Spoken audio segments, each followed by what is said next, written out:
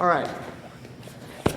Another move you see commonly in judo. You also see it on TV, those of you who are aspiring actors. The key point of this throw is to think of a wheel, okay?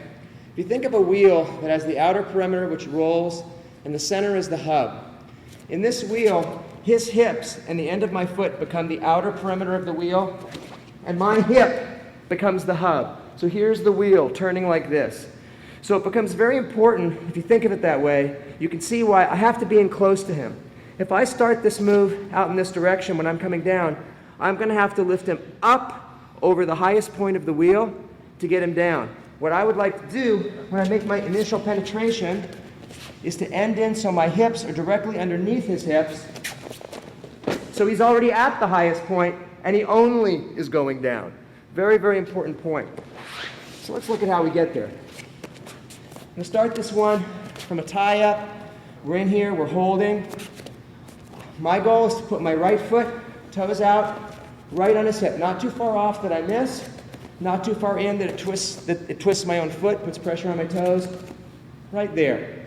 Very easy to do. Almost like a kick, but I'm not trying to cause any harm. I'm not trying to have any impact.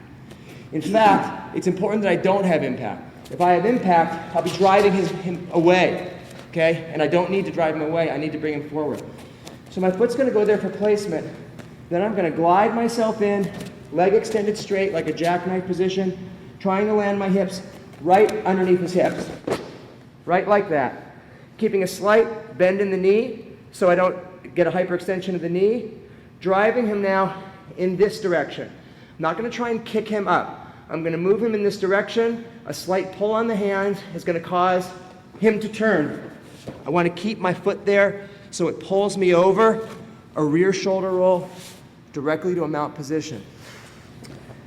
There's always the tendency in this throw to launch the person.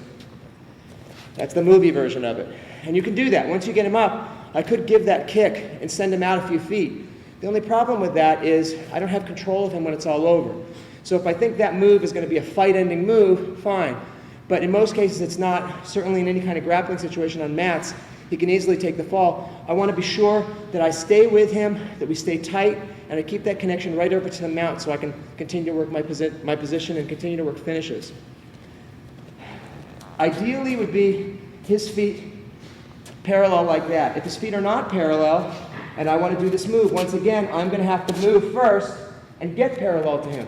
So you'll see in judo matches, lots of movement before this move tends to happen, jostling around. Okay, let's do it once from this angle.